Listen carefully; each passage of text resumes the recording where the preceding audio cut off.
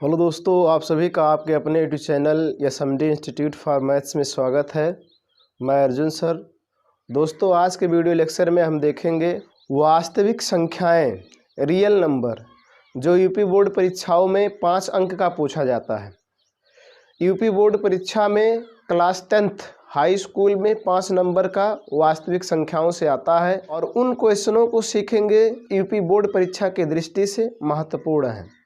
दोस्तों, मैंने आपके सामने 2 क्वेश्चन लिखा है जो बहुविकल्पीय प्रश्न है। यूपी बोर्ड परीक्षा क्लास 10th में 1 नंबर में पूछे जाते हैं। पहला हमने लिखा है, किसी धनात्मक पूर्णांक p के लिए प्रत्येक धनात्मक विषम पूर्णांक का रूप होता है। ये बताइए, कोई भी धनात्मक पूर्णांक हो और वो विषम हो तो उसका रूप कैसा होगा? p के रूप का होगा, p+1 के रूप का होगा, 2p प्लस के रूप में 2p के रूप में होगा, 2p+1 के रूप में होगा। इसमें से कौन होगा?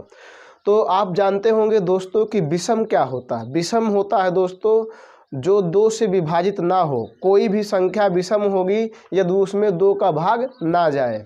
जैसे अगर देखा जाए तो 1, 3, 5, 7, 9, 11, 13, 15, 17, 19, 21, 23 इस प्रकार से डॉट डॉट अनंत संख्याएं हैं। ये सभी संख्याएं आपके विषम हैं और ये विषम है और धनात्मक भी हैं। इसमें देखिए धनात्मक लिखा है, धनात्मक भी है। तो अगर इन संख्याओं को देखा जाए तो ये किस रूप में होंगे ये आपको बताना है। तो देखिए p मतलब p एक धनात्मक विषम पूर्णांक है।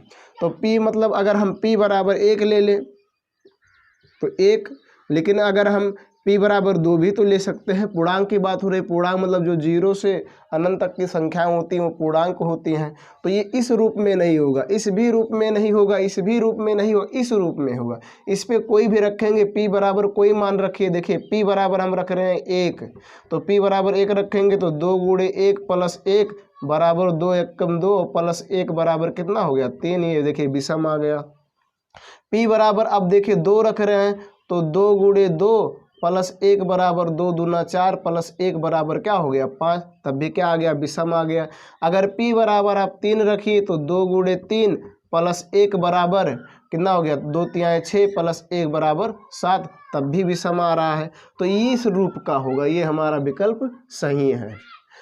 फिर हमने आपके सामने दोस्तों लिखा है, निम्न में कौन सी सह अभाज्य संख्याओं का एक युग्म है। हमने 14 35, 18 25, 31 93 और 32 62 ये 4 संख्याएं आपके सामने युग्म, 4 संख्याओं का युग्म हमने आपके सामने लिखा है। आपको बताना है दोस्तों कि इसमें से जो संख्या है वो सह अभाज्य संख्या कौन सी है। तो कोई भी संख्या सह अभाज्य संख्या होगी यदि उनके उभयनिष्ठ गुणनखंड कॉमन फैक्टर जो हो वो 1 हो, 1 के सिवाय अन्य कोई ना हो, तो सह अभाज्य संख्याएं कॉमन को प्राइम नंबर होती हैं, लेकिन जब उनके उभयनिष्ठ गुणनखंड 1 हो। 14 का करेंगे गुणनखंड दोस्तों तो होगा 2 गुणे 7। 35 का करेंगे तो ये होगा 5 गुणे 7। तो देखिए इनमें उभयनिष्ठ गुणनखंड कितना है? 7 है। इसमें भी 7 है, इसमें भी 7 है, तो ये नहीं होगा। 18 को देखा जाए 2 गुणे 3 गुणे 3।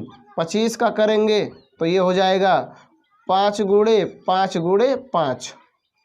ये हो गया। तो देखिए इसमें दोस्तों इसमें 2 है, इसमें 3 है, इसमें 5 है, इसमें नहीं है, तो यही हमारा होगा।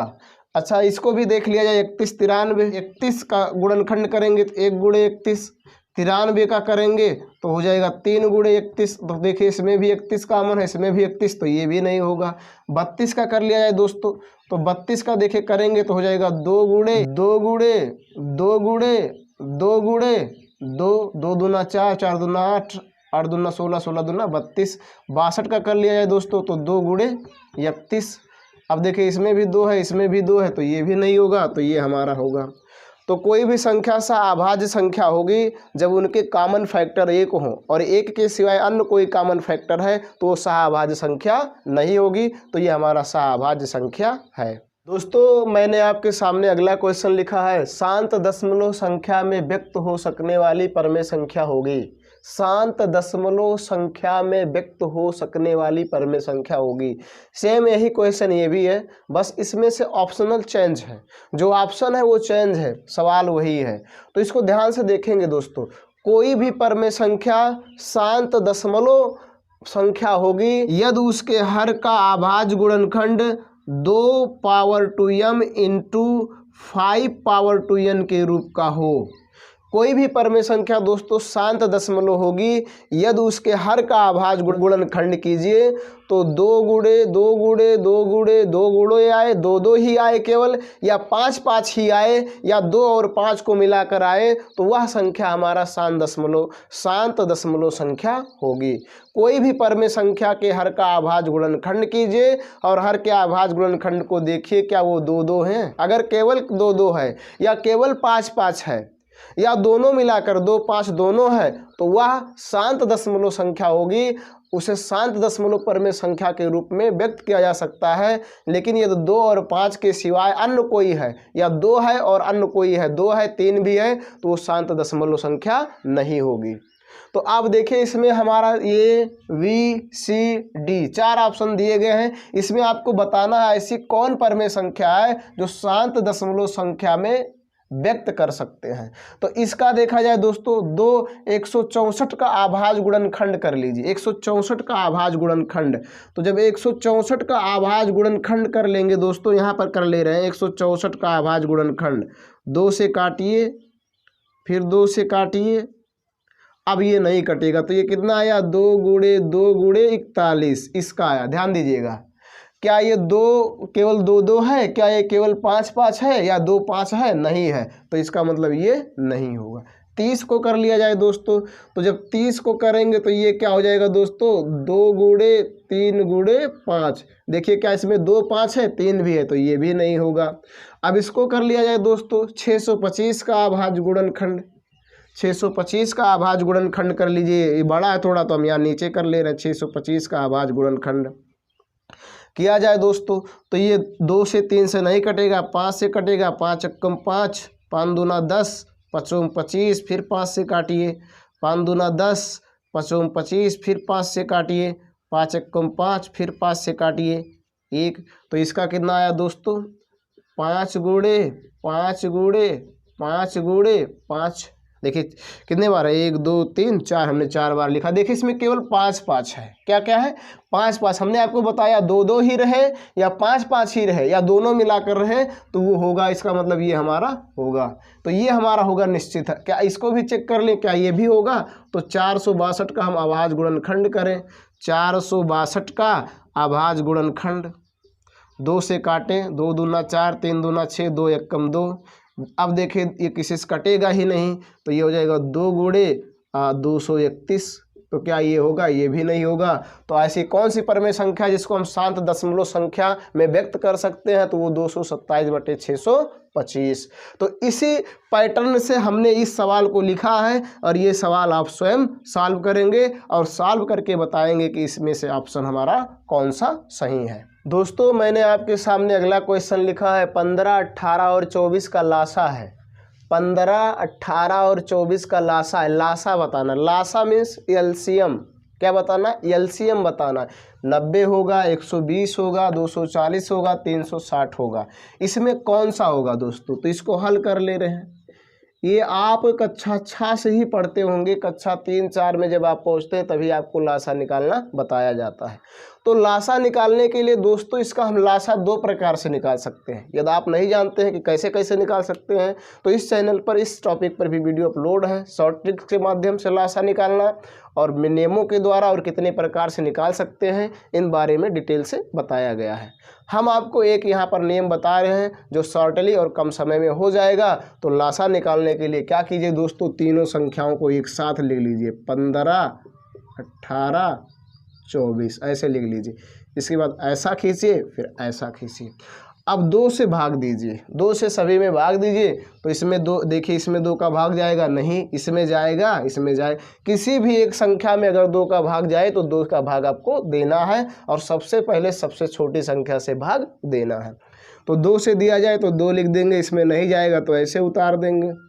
इसमें जाएगा 9 और इसमें भी जाएगा 12। अब फिर देखिए इसमें 2 का जाएगा, इसमें नहीं जाएगा, इसमें नहीं जाएगा, फिर भी हम देंगे 2 का भाग दे तो यहाँ लिख दे 15 और यहाँ 9 ऐसे उतार देंगे, यहाँ लिख देंगे 6। फिर देखिए 2 का भाग इसमें जाएगा, इन दोनों में नहीं जाएगा, दीजिए यहाँ 15, यहाँ 9 और यहाँ 3 दूना 6। यहाँ हमेशा भागफल हमें लिखना।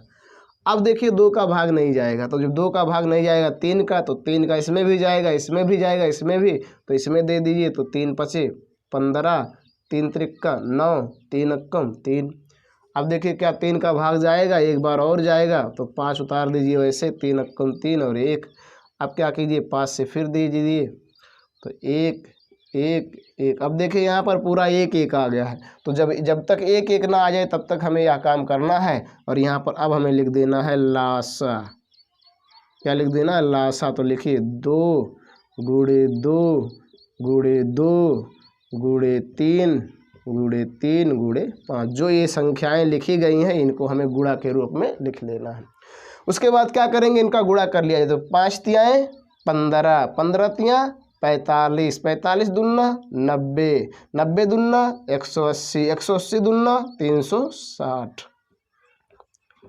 कितना आ गया दोस्तों? 360। तो हमारा कौन सा ऑप्शन सही होगा? डी ऑप्शन हमारा सही है। इस प्रकार से आप कर सकते हैं। ये क्वेश्चन बहुविकल्पीय में 1 नंबर का पूछा जाता है। दोस्तों हमने आपके सामने अगला क्वेश्चन लिखा है, बिना वास्तविक भाजन किए दर्शाइए कि परमेय संख्या 17/90 अशांत आवर्ती है। तो हमने दोस्तों अभी आपको बताया कि कोई भी संख्या शांत होगा यदि उसके हर का अभाज्य गुणनखंड 2 power 2m into 5 power 2n के रूप का हो। मतलब 2 2 ही केवल रहे या 5 5 ही रहे या 2 5 मिलाकर रहे तो वो शांत होगा। अब इसका जस्ट उल्टा कर दीजिए, 2 5 ना रहे, उसमें 2 2 ना रहे, 5 5 ना रहे। अगर 2 5 है तो शांत होगा। अगर 2 5 के सिवाय, 2 2 के सिवाय, 5 5 के सिवाय या 2 5 को मिलाकर इसके सिवाय अन्य कोई होगा तो वो अशांत आवर्ती होगा, अशांत आवर्ती होगा। तो ये दोस्तों हम क्या करेंगे, इसको लिख देंगे परिमेय संख्या। क्या दिया है? परिमेय संख्या।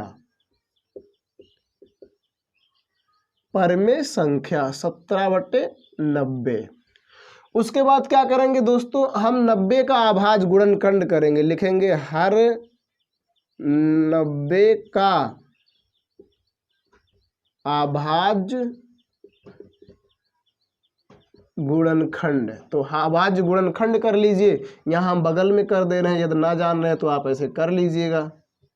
2 से भाग दीजिए तो 45, अब नहीं जाएगा 3 से तो 15, अब फिर 3 से भाग दीजिए तो 5 और फिर 5 से भाग दीजिए तो 1। तो कितना आ गया दोस्तों? 2 गुणे 3 गुणे 3 गुणे 5। ये आ गया हमारा इसका अभाज्य गुणनखंड। अब देखिए दोस्तों ध्यान से, क्या इसमें 2 2 है? नहीं। क्या कि इसमें 5 5 है? नहीं। क्या इसमें 2 5 मिलाकर है? नहीं। इसमें 3 भी शामिल है। तो जब कोई इनके सिवा इस रूप का नहीं होगा तब हम liखेंगे कि यह अशांत आवर्ती है। तो यहाँ लिख देंगे चूंकि हर का अभाज्य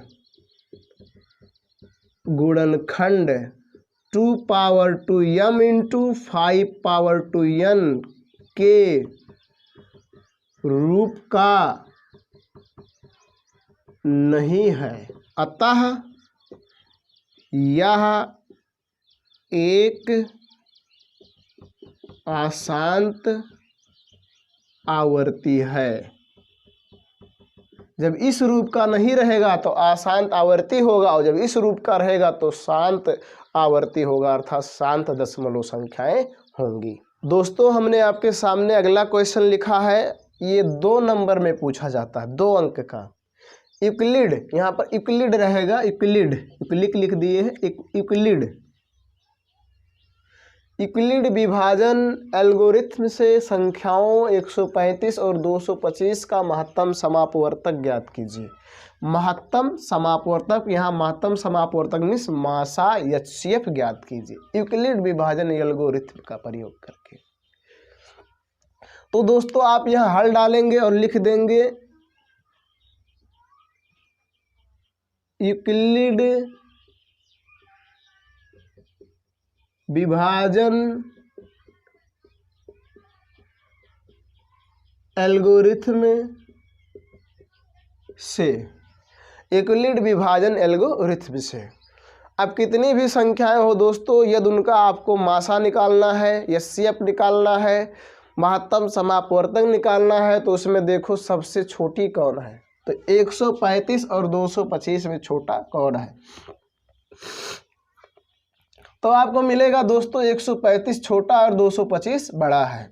तो 135 से 225 में भाग दीजिए, 135 से 225 में भाग दीजिए।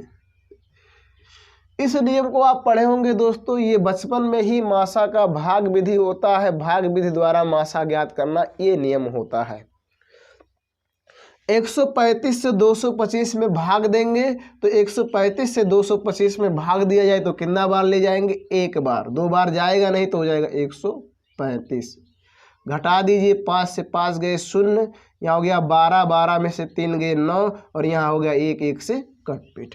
अब ये जो भाग की प्रक्रिया किए हैं, यहाँ पर आपको स्टेप बाय स्टेप दर्शाना है। तो आप पढ़े होंगे दोस्तों, बचपन में बताया जाता है भाज्य बराबर भाजक गुणे भागफल प्लस शेषफल।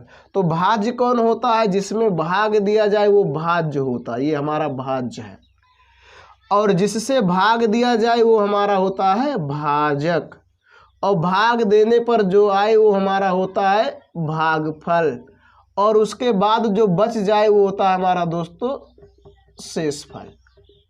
तो हमें इस सूत्र पर लिखना है, इस पे देखिए, भाज्य बराबर भाजक गुणे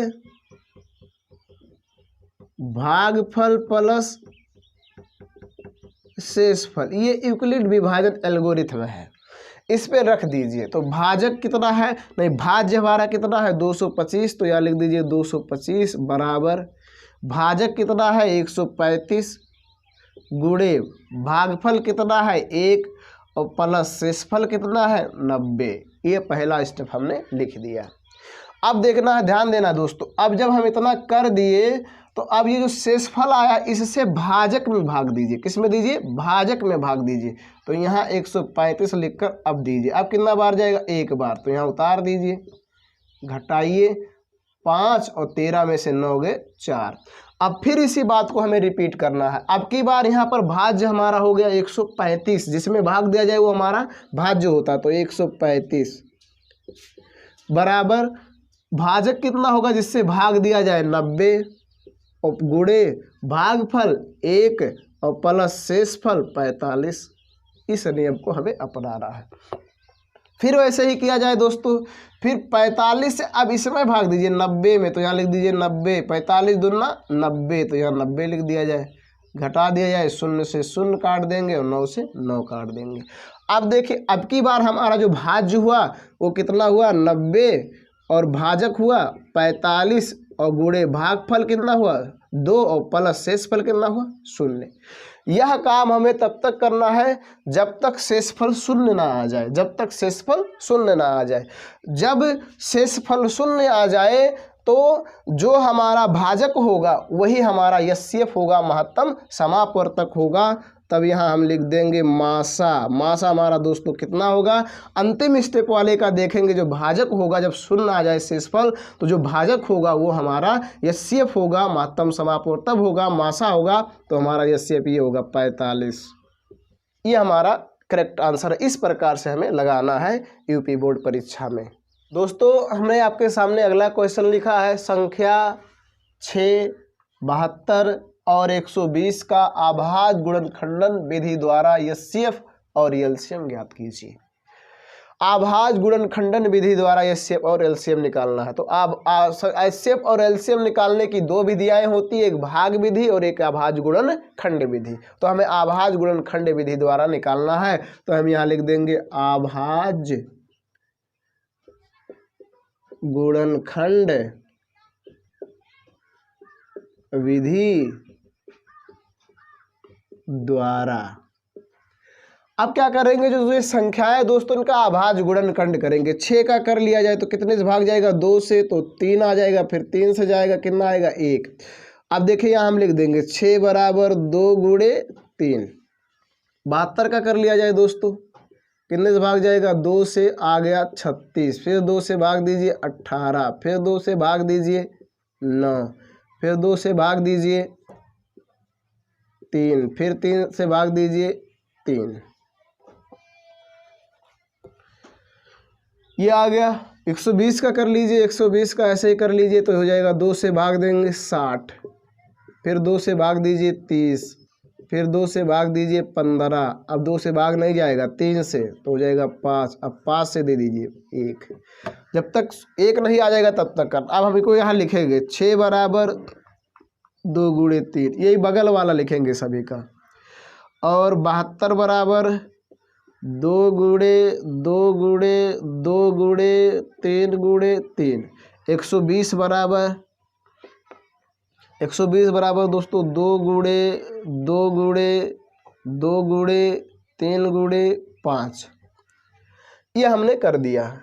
अब हमें क्या निकालना है, सबसे पहले हम निकालेंगे HCF, तो हम यहाँ लिख देंगे HCF बराबर, ध्यान दीजिएगा HCF निकालना है। तो दोस्तों कितनी भी संख्याएं हों उन संख्याओं का HCF वही संख्या होगा जो सभी के अभाज्य गुणनखंडों में उपस्थित हो, मतलब हो।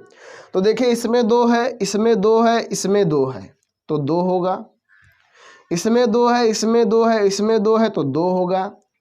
देखिए इसमें 3 है, इसमें भी 3 है, इसमें भी 3 है तो गुणे 3 होगा। अब देखिए यही 2 इसमें है, 2 3 और इसमें 5 है, इसमें 3 है, लेकिन अब इसमें 3 नहीं है तो केवल इसमें 2 2 और 3 3, तो जो सभी में होगा वही लिखा जाएगा, 2 गुणे 3, तो ये HCF कितना होगा दोस्तों हमारा 6 होगा। LCM निकाला जाए दोस्तों, तो LCM देखिए उन संख्याओं को लिखेंगे जो दोनों में है और उन संख्याओं को भी लिखेंगे जो नहीं है। तो हम देखेंगे दोस्तों 2 सबसे ज़्यादा बार किसमें है, तो इसमें है 3 बार, इसमें है 3 बार, इसमें है 1 बार, तो जो ज़्यादा बार होगा वो लिख लेंगे, तो 2 गुणे 2 गुणे 2, 3 बार लिख लिए। अब देखेंगे 3 इसमें 1 बार, 3 इसमें 2 बार, इसमें 3 1 बार, तो ज़्यादा बार वाला लिखना है तो 2 बार वाला लिख लें, 3 गुणे 3। अब देखिए इसमें 5 है लेकिन इसमें नहीं है, इसमें नहीं है, फिर भी लिख लेंगे, है तब भी लिखेंगे, नहीं है तब भी लिखेंगे, और जो ज़्यादा बार होगा वही LCM में लिखा जाएगा और HCF में वही लिखा जाएगा जो सब में होगा, अगर नहीं है तो नहीं लिखा जाएगा। अब इनका गुणा कर लिया जाए आपस में, तो गुणा करेंगे, 5 तियाँ 15, 15 तियाँ 45, 45 दूना 90, 90 दूना 180, 180 दूना 360, तो हमारा LCM होगा 360 और हमारा HCF होगा 6। ये हमारे दोनों हैं आंसर। तो ऐसे सवाल आपसे पूछे जा सकते हैं, इसलिए इन नियमों को जान लीजिए। दोस्तों मैंने आपके सामने 2 क्वेश्चन लिखे हुए हैं। 9वां आपका है, बिना वास्तविक विभाजन किए दिखाइए कि परिमेय संख्या 31/2 पे घात 2 गुणे 5 पे घात 3 का दशमलव प्रसार शांत है, इसको दशमलव रूप में व्यक्त कीजिए। सेम वैसे ही क्वेश्चन हमने 10वां लिखा है दोस्तों, सेम वही है, बस थोड़ा सा चेंजिंग है, भाषा चेंजिंग है, काम वही करना है। सेम सवाल को वैसे ही सॉल्व करना, भाषा बदल दिया गया है, तो इस प्रकार से पूछे या इस प्रकार से पूछे आपको सॉल्व वैसे ही करना है, हल वैसे ही करना। तो कैसे हल करेंगे दोस्तों, ध्यान दीजिए। क्या करेंगे दोस्तों, जो परिमेय संख्या लिख देंगे, परिमेय संख्या कितना है दोस्तों, 31/2 पे घात 2 गुणे 5 पे घात 3। अब ध्यान दीजिए दोस्तों, यदि हर का अभाज्य गुणनखंड नहीं लिखा होता तो इसका हम अभाज्य गुणनखंड करते, लेकिन यहाँ हर का अभाज्य गुणनखंड लिखा है, तब हमें करने की जरूरत नहीं है। तब हम देखेंगे कि क्या दोस्तों जो हर का अभाज्य गुणनखंड है वो 2 पे घात m गुणे 5 पे घात n के रूप का है। तो देखा जाए, ध्यान से देखिए, यहाँ 2 है और यम मतलब कोई भी 1 2 3 4 5 6 7 8 9 10 शून्य कोई भी हो सकता है, कोई भी पूर्ण संख्या हो सकती है, धनात्मक हो या ऋणात्मक हो। तो ये हो गया। अब ये देखिए, यहाँ 5 है, यहाँ भी 5, इसकी घात 3, तो इसके रूप का है कि नहीं है ना। तो जब इस रूप का होगा तो हमारी संख्या क्या होगी, उसका दशमलव प्रसार शांत होगा। तो हम यहाँ लिख देंगे, चूंकि हर का अभाज्य गुणनखंड 2 पे घात m गुणे 5 पे घात n के रूप का है। अतः इसका दशमलव प्रसार शांत होगा। क्या होगा? शांत। इस रूप का होगा तो शांत होगा और इस रूप का नहीं है तो शांत नहीं होगा। अब क्या करेंगे दोस्तों, हमने बता दिया दशमलव प्रसार शांत है ना। आपको बताना था दशमलव प्रसार शांत है कि नहीं, तो शांत है। लेकिन अब कह रहा है इसको दशमलव रूप में व्यक्त कीजिए। किस रूप में व्यक्त कीजिए? दशमलव रूप में। ध्यान दीजिएगा। तो इसको अब हम क्या करेंगे? दशमलव रूप में व्यक्त करेंगे। इसी के नीचे आप लगाएंगे, मैं यहाँ बगल में लिख दे रहा हूँ क्योंकि स्पेस नहीं है। तो हम लिख देंगे 31/2 पे घात 2 गुणे 5 पे घात 3। अब देखिए ध्यान दीजिएगा दोस्तों, ऐसे सवालों को सॉल्व करते समय आपको क्या करना है, जो हर के अभाज्य गुणनखंड है उनके घात को समान करना। अगर इसका घात 3 है तो इसका भी घात 3 हो जाए, या इसका घात 2 है तो इसका घात 2 हो जाए, ऐसा आपको करना है। तो ऐसा करने के लिए क्या करेंगे दोस्तों, अंश और हर में 2 का गुणा कर देंगे। तो जब 2 का गुणा कर देंगे तो ये कितना हो जाएगा दोस्तों, 31 दूना 62 बटे, ये देखिए यहाँ देखिए गुणा किए हैं, गुणा, तो ये 2 गुणे 2 आप पढ़े होंगे पिछली कक्षाओं में कि ये पे घात m गुणे ये पे घात n, मतलब आधार आधार समान हो तो घात को जोड़ लिया जाता है, ये प्लस m प्लस n हो जाएगा। तो जोड़ लेंगे तो इस पे कितना आ जाएगा दोस्तों, 2 पे घात 3 और गुणे 5 पे घात 3। अब देखिए समान हो गया।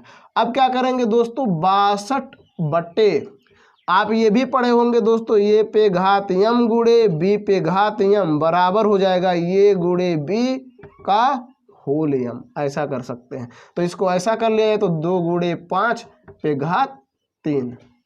अब देखिए ध्यान से दोस्तों, तो ये हो जाएगा 62 बटे 10 पे घात 3। तो अब 10 पे घात 3 आ गया, तो आप इसको आसानी से जितना घात हो उतने अंक के बाद दशमलव लगा दीजिए। तो इसमें कितने अंक है, 2, और हमें घात कितना है, 3, 3 अंक के बाद दशमलव लगाना है। तो लिख देंगे 62 और इसके आगे शून्य बढ़ा के यहाँ लगा देंगे दशमलव। तो इसका दशमलव रूप होगा 0.062, 0.062। इसी प्रकार दोस्तों हम इस सवाल को भी करेंगे सेम ऐसे जैसे हमने इसको किया है। पर में संख्या लिखेंगे, हर का अभाज्य गुणनखंड यहाँ पर लिखा हुआ था तो नहीं ज्ञात की, अगर नहीं लिखा है तो ज्ञात करेंगे। परिमेय संख्या, परिमेय संख्या बराबर कितना है दोस्तों, 17/8। देखिए यहाँ पर लिखा है 17/8। अब क्या कीजिए, हर का अभाज्य गुणनखंड कीजिए, हर 8 का अभाज्य गुणनखंड। तो ये क्या हो जाएगा दोस्तों, 2 गुणे 2 गुणे 2, ये छोटा है आप आसानी से कर सकते हैं। अगर नहीं कर पा रहे तो यहाँ बगल में कर लीजिए। 8 में 2 का भाग दीजिए 4, फिर 2 का भाग दीजिए 2, फिर 2 का भाग दीजिए 1, और यहीं यहाँ लिख देना है। 3 बार है, 3 बार हमने लिख दिया। अब इसको हम ऐसा भी लिख सकते हैं दोस्तों, इसको हम ऐसा भी लिख सकते हैं 2 पे घात 3। तो अभी देखिए हमने आपको बताया था 2 2 ही केवल रहे या 5 5 ही रहे या 2 5 दोनों मिलाकर रहे तो वो शांत दशमलव होगा। और यहाँ लिख देंगे चूंकि हर का अभाज्य गुणनखंड 2 पे पावर m के रूप का है, अतः इसका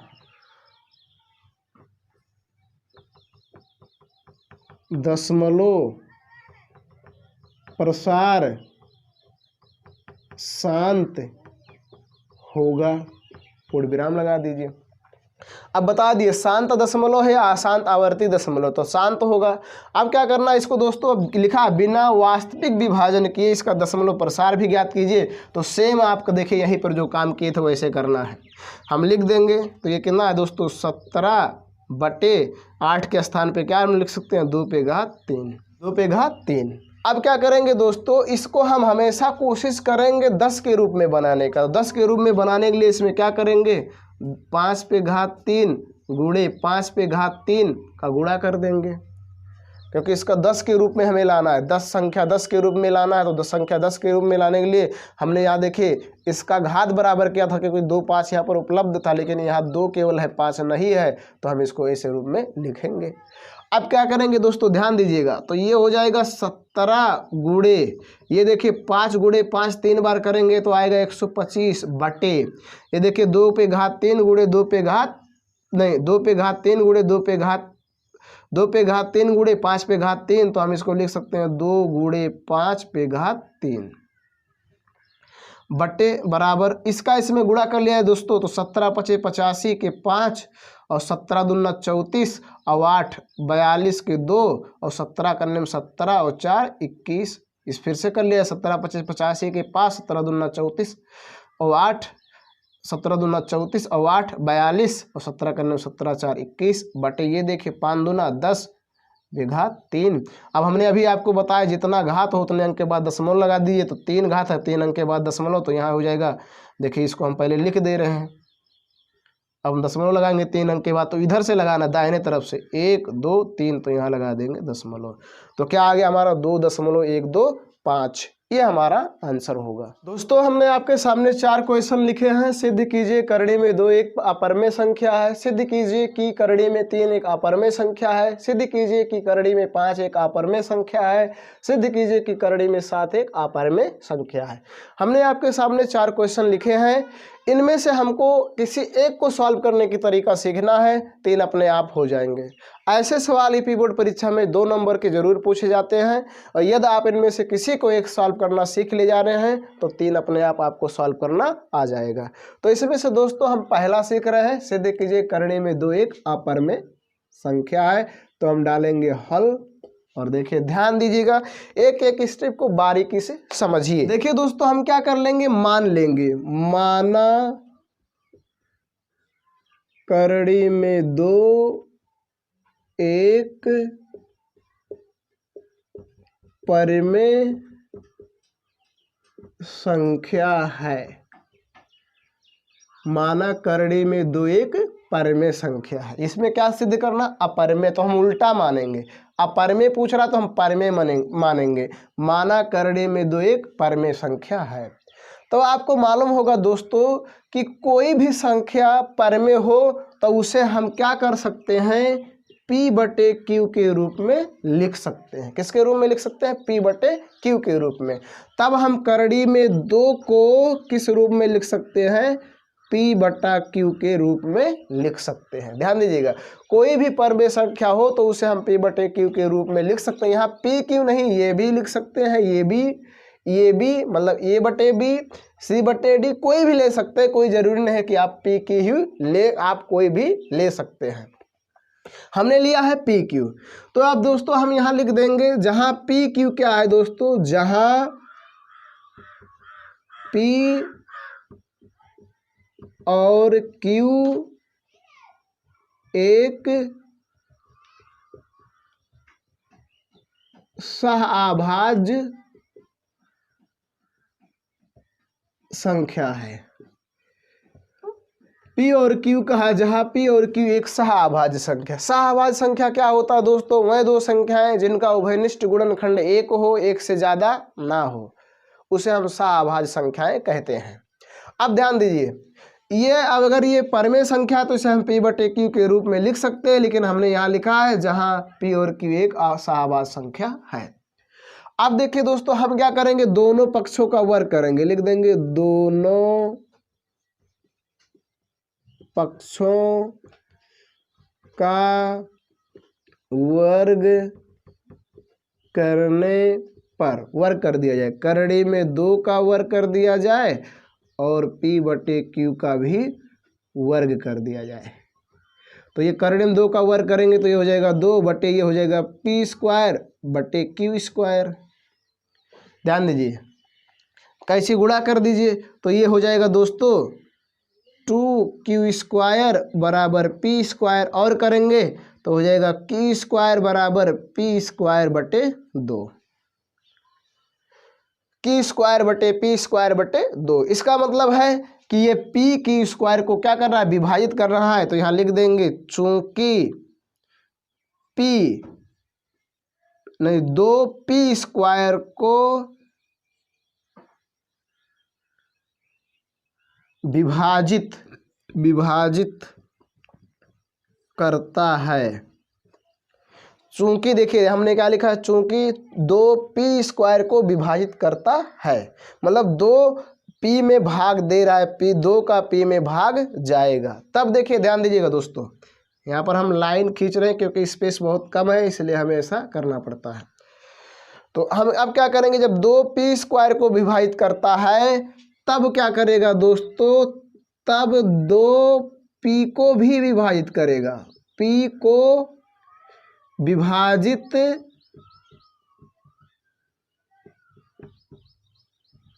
करेगा। ध्यान दीजिएगा, आप एक एक स्टेप ध्यान दीजिएगा। हमने क्या किया दोस्तों, फिर से एक बार समझ लेंगे। माना करड़ी में 2 एक परमेय संख्या है, तो जब परमेय संख्या होगा तो हम उसे p बटे q के रूप में लिख सकते हैं, जहां p और q एक सहाभाज्य संख्या है। दोनों पक्षों का वर्ग करने पर वर्ग किए तो आ गया 2 बराबर p स्क्वायर बटे q स्क्वायर। कैसी गुणा किए तो 2q स्क्वायर बराबर 2p स्क्वायर। 2 को उधर ले गए तो इधर गुणे के रूप में, उधर जाएगा बटे के रूप में हो जाएगा, तो q स्क्वायर बराबर p स्क्वायर बटे 2। अब हम यहाँ लिखे हैं चूंकि 2p स्क्वायर को विभाजित करता है तब 2p को भी विभाजित करेगा। यदि कोई संख्या का वर्ग में किसी संख्या का भाग जा रहा है तो उस संख्या में भी उस संख्या का भाग जाएगा। समझिए, जैसे हमारे पास है 4 और 4 में 2 का भाग जा रहा है। ध्यान दीजिए, 2 से 4 विभाजित हो जा रहा है, 2 से 4 विभाजित हो जा रहा है, तो ये किसका वर्ग है, 2 का है। तो इसका अगर हम वर्गमूल निकाले 2 तो क्या 2 में 2 का भाग नहीं जाएगा, जाएगा, बिल्कुल जाएगा। तो तब 2p को भी विभाजित करेगा। दोस्तों लिख सकते हैं, तब हम ध्यान दीजिएगा, तब हम लिख सकते हैं p बराबर 2m। क्या लिख सकते हैं, p बराबर 2m। ध्यान दीजिएगा, p बराबर 2m। अब सोचते होंगे ये कहां से आ गया, जहां देखिए ध्यान दीजिए, जहां m एक पूर्णांक है। क्या है दोस्तों, जहां m एक पूर्णांक है। ये कहां से आ गया दोस्तों, देखिए ये p इसके हिसाब से देखा जाए तो ये क्या हुआ, भाज्य, और ये क्या हुआ, भाजक। तो जब भाग देंगे तो भागफल जरूर आएगा ना, शेषफल शून्य होगा।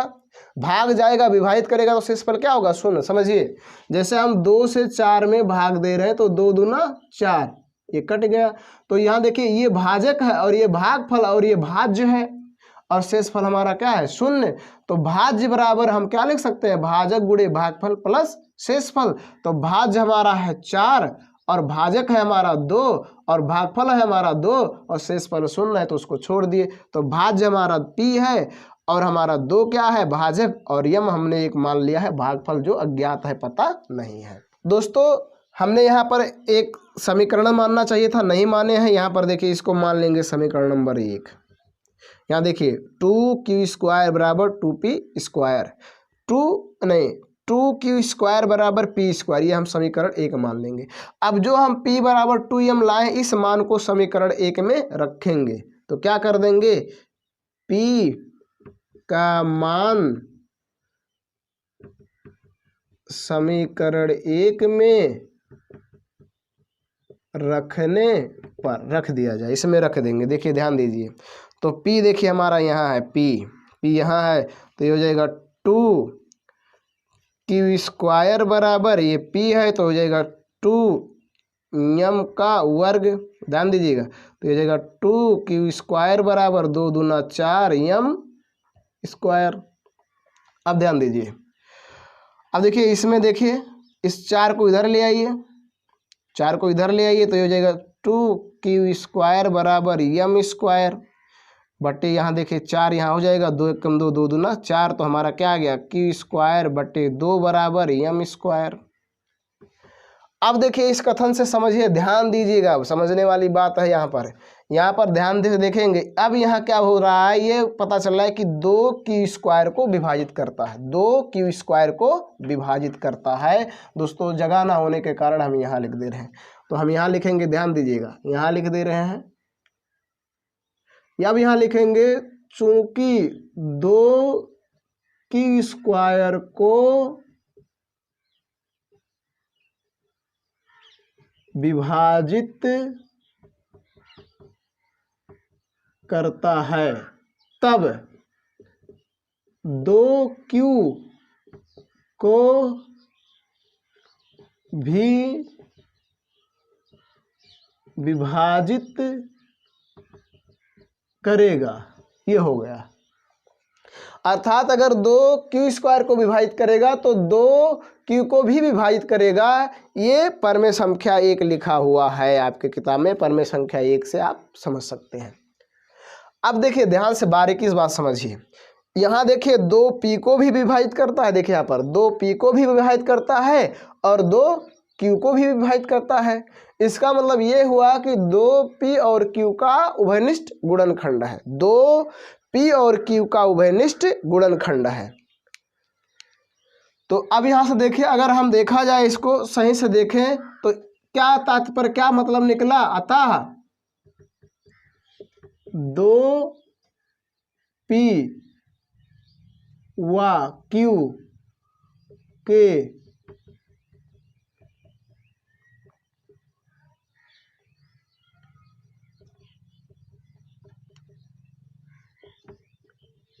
उभयनिष्ठ गुणनखंड है, 2p व q के उभयनिष्ठ गुणनखंड है। लेकिन यहाँ देखिए हमने दोस्तों क्या लिखा था, जहाँ p और q एक सह-अभाज्य संख्या है और सह-अभाज्य संख्या वही होता है जिसके उभयनिष्ठ गुणनखंड एक हो, एक के सिवाय अन्य कोई ना हो। अतः 2p व q के उभयनिष्ठ गुणनखंड है। जब 2 से p में भी भाग जा रहा है, q में भी भाग जा रहा है, तो 2 इसके क्या हो गए, उभयनिष्ठ गुणनखंड। परंतु यह तथ्य विरोध करता है कि p और q के एक के अतिरिक्त उभयनिष्ठ गुणनखंड नहीं है, अतः हमारी कल्पना गलत है। तब हम कह सकते हैं कि करणी में 2 एक परमेय संख्या नहीं बल्कि यह एक अपरमेय संख्या है। तो इन नियमों को पहले इस लाइन को लिखेंगे, फिर इसको लिखेंगे और इसके बाद इस टॉप बातों को लिखेंगे, और ये निश्चित है कि आपकी यूपी बोर्ड परीक्षा में आएगा। दोस्तों मैंने आपके सामने अगला क्वेश्चन लिखा है, सिद्ध कीजिए कि 5 प्लस करणी में 3 एक अपरमेय संख्या है। फिर हमने दूसरा लिखा, सिद्ध कीजिए कि 3 प्लस करणी में 2 एक अपरमेय संख्या। देखिए यहाँ प्लस हो या माइनस, इससे नहीं कोई फर्क पड़ता है। अगर आप एक सवाल को सॉल्व कर ले जा रहे हैं तो ऐसे हजारों सवाल को सॉल्व कर ले जाएंगे। तो कैसे सॉल्व करेंगे दोस्तों, हल डालेंगे। हम 15वां सवाल सॉल्व कर रहे हैं, 15वां। आप 16 सवाल अपना स्वयं सॉल्व कीजिएगा, 16वां नंबर सवाल है, अपने सॉल्व कीजिएगा। तो हम यहाँ क्या कर लेंगे, माना, सेम वैसे काम करेंगे, माना 5 प्लस करणी में 3 एक परमेय संख्या है। तब देखिए दोस्तों, तब आपको मालूम होगा 5 प्लस करणी में 3 बराबर हम लिख सकते हैं p बटा q, क्योंकि अगर परमेय संख्या है तो हम उसे p बटे q के रूप में लिख सकते हैं। अब ध्यान दीजिएगा, 5 को उधर ले जाइए तो क्या हो जाएगा, करणी में 3 बराबर p बटे q माइनस 5, p बटे q माइनस 5। अब ध्यान से देखिएगा, करणी में 3 बराबर है p बटे q माइनस 5। चूंकि आप सिद्ध कर चुके हैं कि करणी में 3 एक अपरमेय संख्या होता है, 2 अपरमेय संख्याओं का अंतर एक अपरमेय संख्या होती है और 2 परमेय संख्याओं का अंतर एक परमेय संख्या होती है। मतलब 2 अपरमेय संख्याओं को जोड़ेंगे या घटाएंगे तो अपरमेय संख्या ही आएगा, और दो परमेय संख्याओं को जोड़ेंगे या घटाएंगे तो परमेय संख्या ही आएगा। अगर देखा जाए दोस्तों तो ये क्या है, परमेय संख्या, ये भी क्या है, परमेय संख्या। यदि इसमें से इसको घटाया जाएगा तो जो संख्या आएगी वो भी क्या आएगी, परमेय। लेकिन यहाँ करड़ी में 3 क्या है, अपरमेय है, इसलिए हम कह सकते हैं हमारी कल्पना गलत है, संख्या नहीं होगा। इसी प्रकार आप इसको भी सॉल्व कर सकते हैं। दोस्तों हमने आपके सामने अगला क्वेश्चन लिखा है, सिद्ध कीजिए कि 7 करड़ी में 5 एक अपरमेय संख्या है। दूसरा लिखा है हमने दोस्तों, सिद्ध कीजिए कि 5 करड़ी में 2 एक अपरमेय संख्या है। हमने 2 क्वेश्चन आपके सामने ऐसा लिखा। ऐसे कई भी क्वेश्चन हो, सबको आप सरल कर सकते हैं। इनको कैसे सरल करेंगे आइए जानते हैं। तो हम दोस्तों 17वां क्वेश्चन सॉल्व कर रहे हैं। 17वां, सिद्ध कीजिए कि 7 करड़ी में 5 एक अपरमेय संख्या है। तो हम इसको क्या कर लेंगे, अभी जब तक हमने जैसे किया वैसे कर लेंगे। माना 7 करड़ी में 5 एक